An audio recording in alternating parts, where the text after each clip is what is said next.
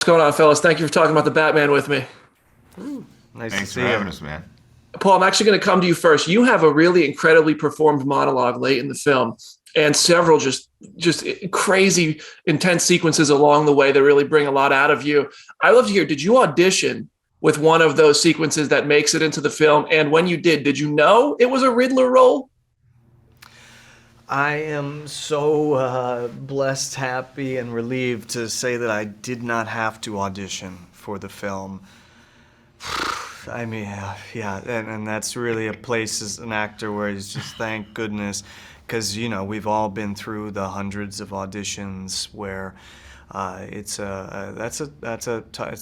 tough when you start out. So I got a phone call on the weekend, which is either a good or bad call. When it's a weekend call, it's never really neutral, and they said that Matt wanted to talk to me and send me a script, and I read it and I was totally blown away. And Matt and I talked, and he was coming from a truly emotional, psychological, real place with this character, and we were kind of off to the races right away. I love it. And also, I want to compliment your jacket. Jeffrey, I'm going to come to you. We meet your Commissioner Gordon in the Batman. There's a Gotham PD show that's set to kind of expand this universe. And I'd love to hear, because I imagine that's going to dive further into the environment where Gordon operates and possibly show us Gordon's life. But this gives us our first look at the immediate first impression of Gordon, his relationship to Batman. When you took on the Gordon role, how much did you get up front for the Batman that has now led to expansions and just conversations you might be having that we still haven't only scratched the surface of? Yeah, those surfaces haven't been scratched too deeply on my end either, particularly because what I'm really most focused on is getting this film out first. Let's get this one out before we start considering other things. I mean, I haven't given any thought. There've been some conversations about it, but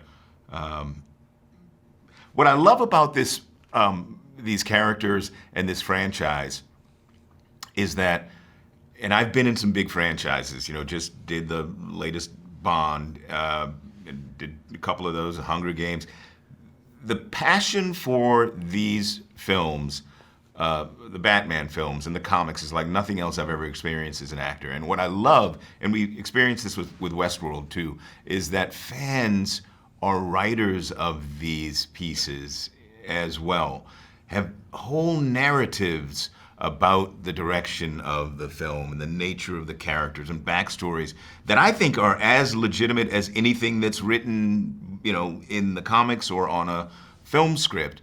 So I know that people have their imaginings about, all these other things. Those are legitimate, but yeah, let's just get this first one out. Let's just get the film out. I love it. Well, thank you, fellas, so much for the time. Congrats on a great film, and I'll talk to you soon.